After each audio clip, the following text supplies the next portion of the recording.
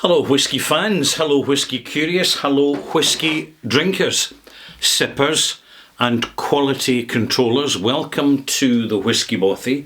I'm Ralphie, the host, and I review whisky. And for reviewing whisky, all you need is a glass and a bottle of Scotch single malt whisky of a particularly interesting competency, complexity, just whatever, that in relation to the price you paid, you're getting good value.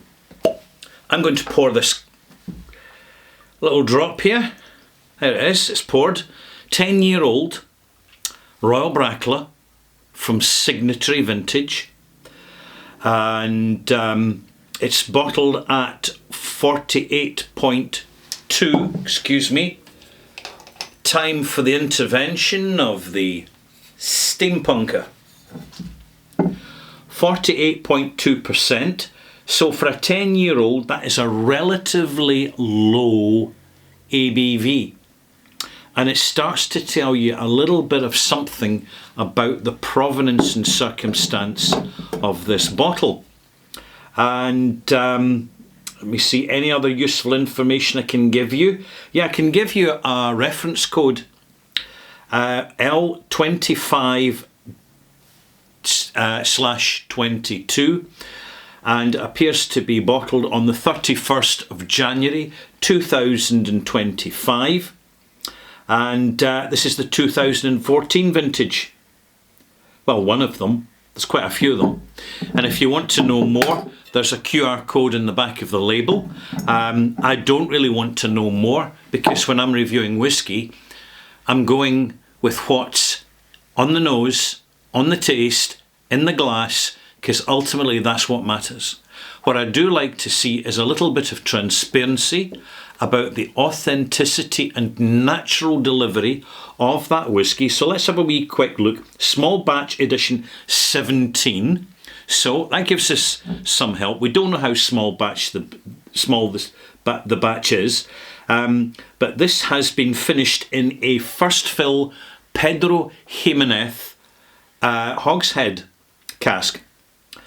So that's all the info. Oh, it says in the bottom, I nearly missed it.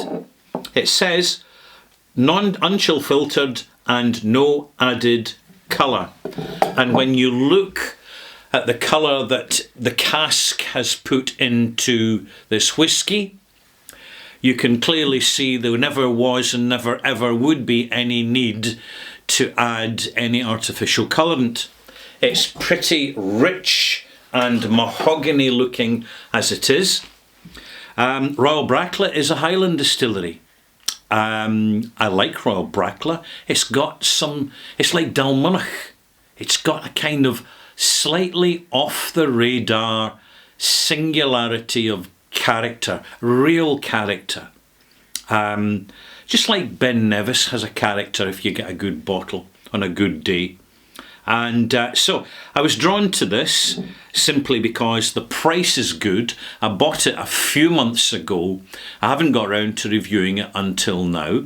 I just opened the bottle a week ago, but literally it has only taken a week for me to find out what I need to know about this, and I'm going to share it with you right now.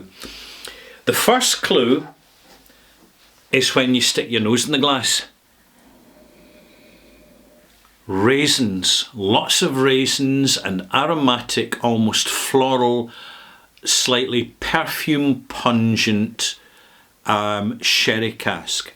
Very, very Pedro Jimenez. I'm not initially smelling any whisky whatsoever. I'm tasting a spirit dominated by a very colourful cask. I'm going to go for the first sip. As soon as you taste it, medicinal. There is a relatively low ABV going on here, which means you could easily drink this neat. This tells you inadvertently something forensic about the cask. the original cask, not the finishing cask. And that is, there was relatively high losses over its last lifetime. 48.2% is a low strength for a single malt that's only 10 years old and was probably put into the cask at 64, maybe 63% alcohol. Normally you'd be expecting, if it's a sound and solid cask, a dependable cask, that the strength should be nearer anything from 53 to 58%. But we're now down as low as 48.2%. So this kind of just gives us a wee nudge and a wink towards the provenance of the first cask that matured this whisky, because it certainly wasn't the last one. The last one is this Pedro Ximénez fresh cask, which has absolutely flooded this single malt with its presence. In fact, it's really become a sherry overcoat, and I'm going to go further. I think this is a really good example of what I'm going to call a candy cask.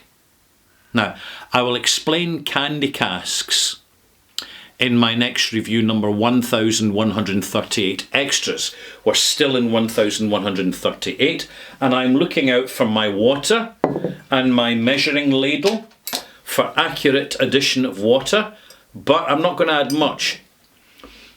3 millilitres, not 5. I won't need any more water, I'll put that out of the way. The physimetry is heavy. That's the swirling once you add the water to the whisky.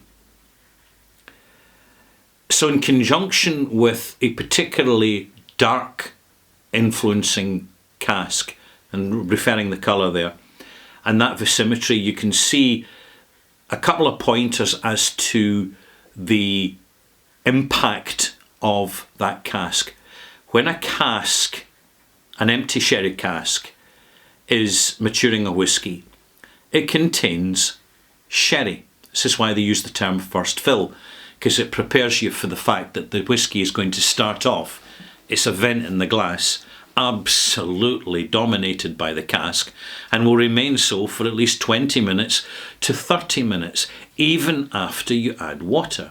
And then at some point in the glass, the single malt will put up a brave fight to re-establish its influence over what you're tasting and smelling.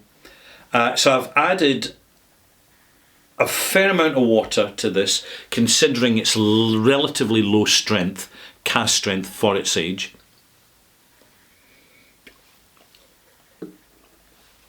And now I'm getting something that's more acetic. It's moving from lozenges to candy drops, cola cubes, pineapple rock. It is medicinal.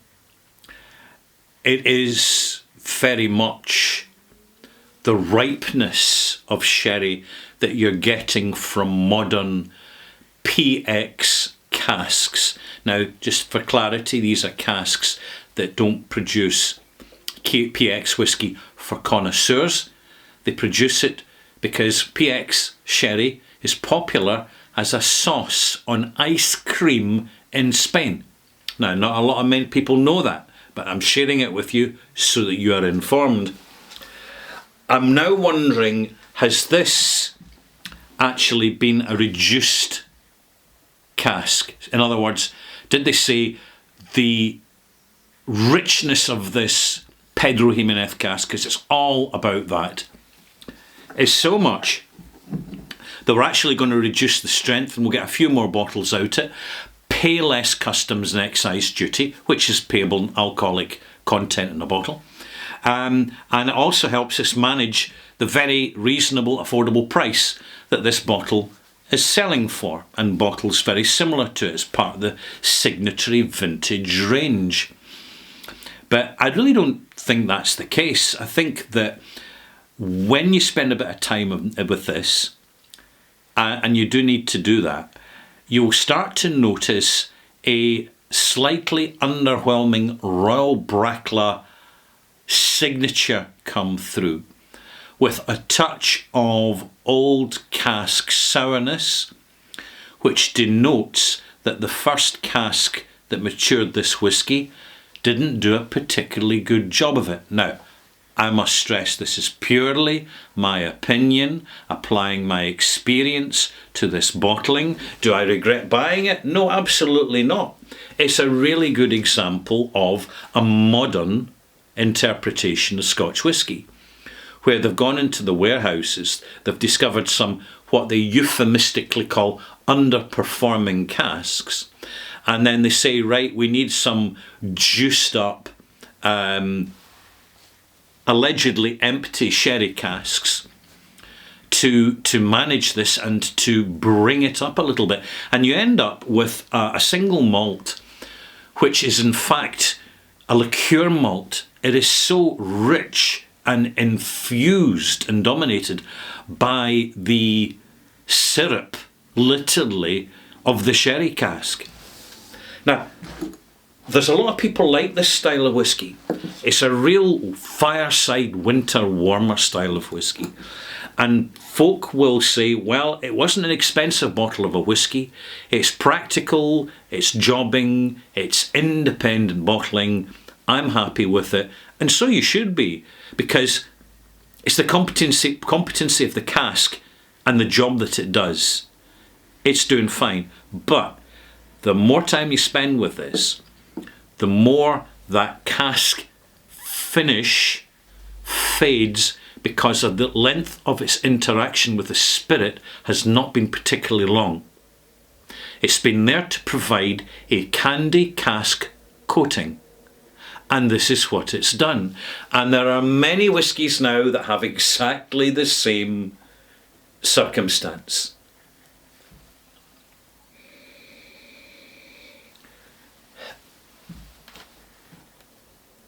I've just got to say, it's sherry upon sherry upon sherry with some dried red fruit notes, cranberry, fig, there's kind of fig notes in here, spice notes, liqueur-like, if you were to have a sherry liqueur. So if you combine sherry with French brandy, with Spanish brandy, half and half, you're starting to get a liqueur brandy. And it's running along that theme.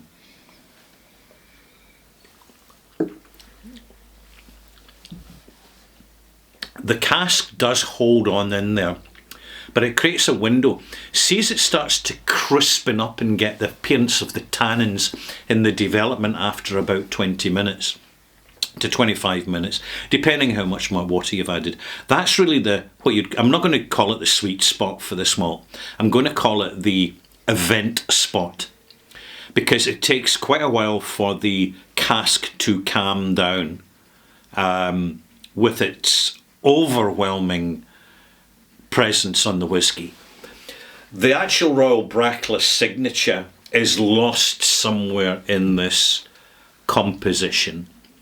It's somewhere in the background. You won't see much of it, but when you do, you'll find it's a little bit lactic and a little bit sour, and it tells you about the previous casks.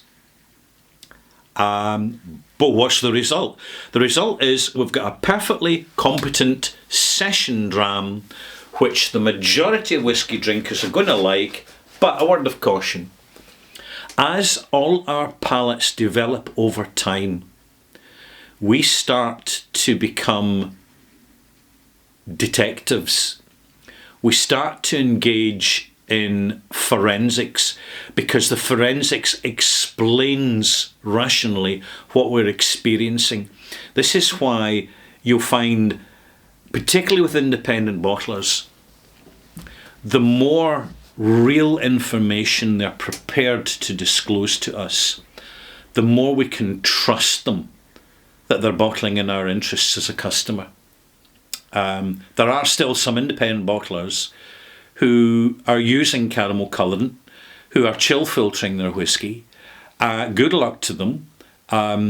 Their business is not doing so well, but for the established and the new independent bottlers, I think it's very telling that we now have a new phenomenon in the whisky scene in Europe and across Europe of the Independent Whisky Festival. And the Independent Whisky Festival is really a festival for the small independent distilleries, usually family owned, who are more interested in the educated sippers, because that's where the money is next year and the year after that. And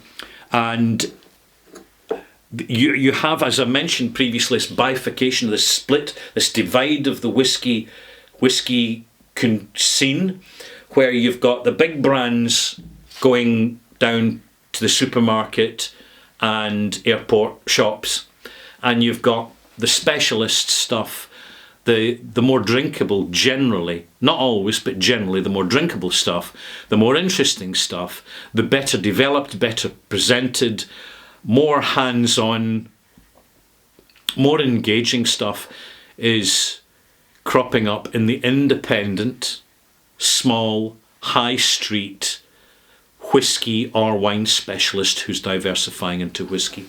I'm going to give this a malt mark now. And as I mentioned, my next review, the extras, I'm going to talk about candy casks, because it's really got to the stage now that we understand what a candy cask actually does, what it's there to do, and how we've enjoyed our first few candy casks, but there comes a point that we get a little bit bored and we want to move on.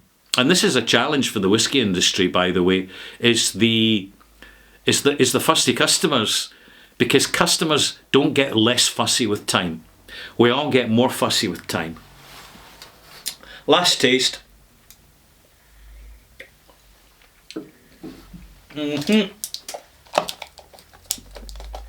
It's lovely and resinous. I'm enjoying it. But the Royal Brackla doesn't have a big say in this. 81 out of 100. There you have it. Hope you've enjoyed this. We'll see you soon, you maltsters. Bye.